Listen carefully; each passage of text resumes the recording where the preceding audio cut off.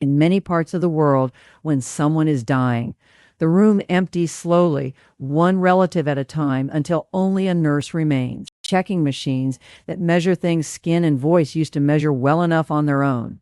Here, the room does the opposite. It fills. I don't say that as a criticism of anywhere else. Hospitals exist because they save lives, extend them, ease suffering medicine alone can address. And I am deeply grateful for what modern care has done for people I love. But I have noticed in conversations with visitors from other countries, a particular kind of quiet surprise at how differently a dying room looks here, fuller rather than emptier, louder rather than more hushed, more likely to hold a great-grandchild's laughter somewhere in the house than the corridor's careful silence. I want to spend today explaining why, because I think the reasoning behind it might be worth carrying. Home with you, wherever home happens to be. I have sat in that fuller kind of room more times than I can count now, not as a professional. As a neighbor, a friend, a wife, someone whose turn it eventually became to simply be present, the way someone had once been present for people I love. I told you once before about the physical signs a dying body shows in its final weeks, the changed breathing, the cooling hands, the quiet withdrawal from food and conversation. I don't want to repeat that today. What I want to tell you about instead is what we actually do with that knowledge once we recognize it, not the medicine of it, the practice of it, what a family here does with its hand, its voice, and its presence in the days when there is genuinely nothing left to fix. My name is Sachiko Yuhara. I am 93 years old, and I live in the hills of northern Okinawa, near a village called Ogimi. I want to tell you about a word today that has no clean translation into English, and about the very old belief underneath it, not because I expect you to adopt it, but because I think understanding why we do what we do here might change how you think about presence itself, whatever your own beliefs happen to be. The word is Mabui in the old religion of these islands, older than the version of Buddhism or Shinto most visitors associate with Japan. Mabui is something like a person's essence, their spirit, the thing that makes them specifically themselves rather than simply a body. It is believed to be capable of leaving under certain kinds of shock or fear or profound incapable of lingering, clinging to a place or a person after death until it is properly guided to rest. And here is the detail I think matters most for what I want to tell you today. Mabui is believed to transfer through contact. A grandmother's ring, worn for decades, is understood to carry something of her in it, passed to whoever holds it next. A person's favorite chair, their own bed, their own worn clothing. These are treated as capable of, holding a small trace of them, which is part of why. When someone has been badly frightened or has lost themselves in illness, one traditional remedy is simply to return them to those familiar objects and let contact sometimes cannot. This belief system long predates the arrival of Buddhism on these islands, woven through with elements of what researchers call animism, the idea that spirits inhabit not only people, but places, trees, the hearth of a home, the mountains themselves. Even today, most households here keep a small shrine to Hinukan, the hearth deity, and offer a quiet prayer there on ordinary mornings. A practice so woven into daily life that many people perform it without consciously thinking of it as religious at all, the way you might not think of washing your hands as a ritual, even though it is repeated with real regularity and real intention. I grew up understanding Mabui the same unreflective way, not as something taught in a lesson, but as something simply assumed, the way you assume the sun will rise, long before anyone explains to you why. I am not asking you to believe this literally, and I want to be honest that this is a spiritual tradition, not something I can point to in a medical journal. But I have come to think that whether or not you believe a ring can hold a piece of someone, the underlying instinct behind the belief is one worth taking seriously. That contact matters, that presence is not passive, that simply being near someone, touching them, speaking to them, is doing something real, even when there is nothing left to cure. I still wear my own mother's comb in my hair some mornings, 30 years after she died, and I would be lying if I told you I do it purely, as sentiment, separate from anything Mabui ever taught me. There is a specific, quiet comfort in it that I don't fully have words for. Even after 93 years of living inside this belief system, I don't know whether that comfort comes from an actual trace of her somehow present in the object, or simply from the story I've been raised to tell myself about what the object holds. I have stopped needing to resolve that question for myself. The comfort arrives either way, and I've come to think that may be enough of an answer. Let me show you what this looks like in an actual room, because I think the specifics matter more than the philosophy behind them. When someone here is dying, the family does not typically step back and wait quietly in a hallway. They come closer. Chairs get pulled nearer to the bed than usual. Someone is nearly always holding a hand, not gripping it, just resting their own hand over it, the way you might rest your hand on a sleeping child without needing them to wake. I have done this for 4 different people in my life now, including eventually my own mother, and I can tell you that nobody ever explained to me exactly what to say, because in the end, very little needed to be said at all. What mattered, I came to understand, was simply that the hand stayed. I remember, specifically, the strange comfort of my own tiredness during those hours. How many times my arm ached from holding a position too long, how many times I nearly dozed off myself in the chair beside my mother's bed, and how none of that discomfort ever once tempted me to leave the room. I think there's something worth naming honestly here. Presence done properly is not always a peaceful, graceful thing to perform. It is often physically uncomfortable, occasionally boring in the way long vigils always are, and entirely worth it regardless. I don't think anyone should imagine this as a serene picture, the way it might look described from a distance. It is ordinary, tiring human work done with tired hands for as long as it takes. There is a particular kind of quiet talking that happens in these rooms, and I want to describe it honestly rather than dress it up as more organized than it is. Family members will often speak about ordinary things, the weather that day, a grandchild's exam results, whether the rice needs more water, in a low, steady voice, not because the content matters, but because the sound of a familiar voice at a familiar pitch, discussing familiar things, seems to offer something that silence does not. Hospice researchers elsewhere have found that hearing is understood to be one of the last senses to fade, and I think what we do here, without ever citing that research directly, is built on the same intuition arrived at generations earlier through nothing more than paying close attention to people we loved as they were dying.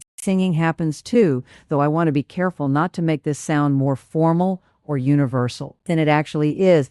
Not every family sings, and there is no single required song. In my own family, my mother's sister sang the same simple folk tune to our mother in her final days that our mother used to sing to put us to sleep as children. The melody carried back to her, I think deliberately, at the one point in her life she most needed something old and familiar rather than something new. I have heard other families here do something similar, each choosing whatever song belongs specifically to that particular life, rather than any fixed traditional hymn for the occasion. What stays consistent, as far as I've observed across many different families and many different rooms, is the instinct itself.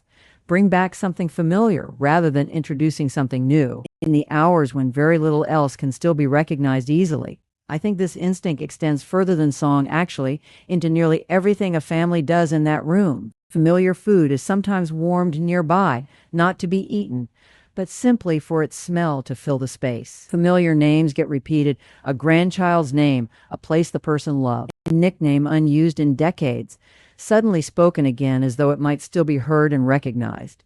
Nobody teaches a family to do this deliberately. I think it emerges on its own, out of a kind of desperate, loving instinct to hand back whatever still might reach a person, even after so much else has already grown quiet. I want to tell you now about something that I think explains why all of this feels less frightening here than I understand it often does elsewhere, and it has to do with what happens after, not just during. Death, in the traditional understanding of these islands, is not experienced as a clean severing of relationship. The dead remain part of the family in an ongoing practical sense, not merely a remembered one. Most homes here keep a household altar, a Butsudan, where ancestors are honored regularly. Incense, small offerings of food or drink, particularly around the 1st and 15th of each lunar month, treated as routine rather than exceptional.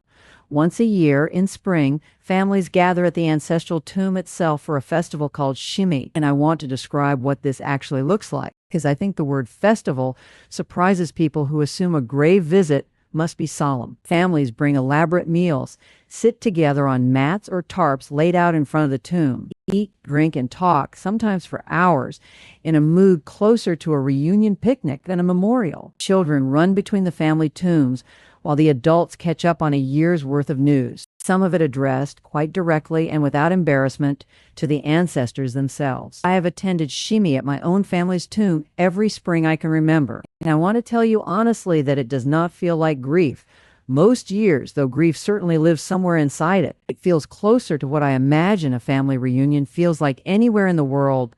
The specific dish someone always brings, the cousin who always arrives late, the children underfoot while the adults talk over each other. The tomb itself here is often large enough to walk into, built to hold generations rather than a single person, which I think changes something about how it's experienced. You are not visiting a stranger's marker in a vast, anonymous field. You are sitting, quite literally, at your own family's threshold, the way you might sit on anyone's front step for an afternoon. I think this matters enormously for how a person approaches their own dying and how a family approaches losing someone. If death meant a complete, final absence, I think the fear surrounding it would be a different, harder shape than what I've generally witnessed here. But if death means a change in the kind of presence a person has, rather than the end of presence altogether, if you will still set a place for them, still speak to them at the altar, still gather at their resting place once a year to share a meal, then the dying person is not disappearing from the family. They are changing address, in a manner of speaking, and the family's job does not end when the breathing does. It simply changes shape. There is real psychological research entirely separate from any Okinawan tradition that touches on something similar, and I think it's worth mentioning here because it suggests this instinct may not be unique to any one culture's beliefs. Grief researchers have described what they call continuing bonds, the finding that many bereaved people maintain an ongoing internal relationship with someone who has died, talking to them, thinking of their opinions in daily decisions, feeling their presence in certain places, and that this ongoing bond, rather than being a sign of unresolved or pathological grief as earlier theories once assumed, is now understood by many researchers to be a normal, often healthy part of how people adapt to loss over time. This represents a real shift in how grief itself has been understood by professionals. For much of the 20th century, the prevailing clinical view held that healthy mourning meant gradually detaching from the deceased, working through a series of stages toward a kind of clean emotional closure. Researchers studying actual bereaved families found something different happening in practice. Again and again, people who stayed connected, who kept talking to the person, kept a sense of their ongoing opinions and presence, kept visiting and remembering actively rather than trying to, moved past it entirely, often adjusted to their loss more successfully, not less than those who tried hardest to sever the tie cleanly. I find it remarkable that a belief system built centuries ago, with rituals like Shimi and the household altar, arrived at something psychologists would only formally recognize as healthy, grieving generations later through an entirely different route. I want to be honest with you now about the limits of what I've described, because I don't want to present a single island spiritual tradition as though it were medicine with proven results. Mabui is a belief, not a measurable fact, and I want to be clear that I'm sharing it as a genuine, meaningful part of this culture's approach to death, not as something science has verified. Different families here hold these beliefs with different degrees of literalness, some quite devoutly, some more as cherished custom than active conviction. The way many people everywhere keep traditions whose original meaning has softened somewhat over generations. And I don't want to suggest that grief here is somehow easier or that death causes less pain simply because of what we believe happens afterward. I have grieved deeply for every person I've described losing today. Belief in ongoing connection did not remove the grief. It simply gave the grief somewhere to go, a shape to take, rather than leaving it to circle endlessly with nowhere to land. I also want to say plainly that not every family, here or anywhere, manages to be present in the way I've described. Some deaths happen suddenly, far from home, without any of this being possible. Some families are estranged or too frightened or simply too far away when the time comes. I don't say any of this to suggest a failure on anyone's part. I say it because I think it would be dishonest to describe this tradition as though it always unfolds exactly the way I've told you, rather than as an ideal many families reach for. Empirically, the way ideals generally are reached for everywhere. There is one more honest complication worth naming. Modern medicine and this older tradition do not always sit together comfortably. A family gathered closely around a bed, speaking, touching, singing, can occasionally find itself in quiet tension with a hospital's own routines and restrictions, particularly around visiting hours or the number of people permitted in a room at once. I don't have a tidy resolution to offer for that tension, except to say that in my own experience, most nurses and doctors here have shown real willingness to bend those rules when a family asks plainly and respectfully for the room they need. It is always worth asking. I have rarely seen the request refused. I remember specifically a nurse at the hospital in Nago telling my own family, gently but firmly, that official visiting policy allowed only 2 people at a time in my mother's room. And then, within the same conversation, quietly finding a way to let all 6 of us stay regardless. Once she understood how close we were to the end, I don't think she was breaking any rule she took lightly. I think she understood the way I suspect many people who work closely with the dying come to understand that some rules exist for ordinary circumstances, and extraordinary circumstances sometimes deserve a different kind of judgment. I would encourage any family in a similar position to ask, clearly and without apology, for exactly the room they need, rather than assuming the answer will be no before anyone has actually said so. I've wondered why this way of accompanying death close, physical, continued rather than severed isn't more familiar in places where death has become something that happens, mostly behind institutional doors among professionals at some remove from ordinary family life. I don't think anyone decided deliberately to create that distance. I think it grew gradually alongside genuinely good developments, real medical expertise, hospitals capable of extending life in ways no family alone ever could. But I think something was quietly set aside in that same period, almost by accident. The ordinary, unglamorous practice of families simply staying in the room because there was less need for them to, and because modern life often makes it logistically difficult even when the will is there. If you would like to bring some of what I've described into your own life, whatever your own beliefs, here is what I would actually suggest. If someone you love is dying and circumstances allow it, be in the room physically as much as you reasonably can, rather than treating the space as something professionals alone should occupy. Touch their hand. Speak to them about ordinary things in your ordinary voice, on the understanding that hearing may remain even when little else does. If there is a song, a phrase, a piece of music that belongs specifically to your relationship with them, don't hesitate to bring it back into the room. You don't need a tradition's permission to do what already feels true. If you cannot be there physically, distance, illness, circumstances entirely outside your control, I don't want you to feel this whole practice is closed to you. A phone held to their ear by someone present in the room, your voice carried in even briefly, appears to matter more than most people assume. According to the same hospice research on hearing I mentioned in an earlier conversation with you, presence, I've come to believe, is not strictly about the body being in the room. It is about the effort made to reach someone, however that reaching becomes possible. And afterward, I would gently suggest not rushing to sever the relationship the way I think modern grief is sometimes quietly expected to. Keep a photograph where you'll actually see it, not tucked away out of some sense that displaying it prolongs the pain. Visit wherever they're resting, not only on the anniversary of their death, but occasionally without any particular occasion at all, the way you might have visited them while they were alive. Talk to them sometimes if it helps, whether or not you believe anyone is listening. Consider even some version of a yearly gathering in their memory, not necessarily at a grave, if that isn't available or comfortable to you, but some repeated occasion where the people who love them come together specifically because of them, the way my own family does every spring. The research on continuing bonds suggests this isn't something to grow out of.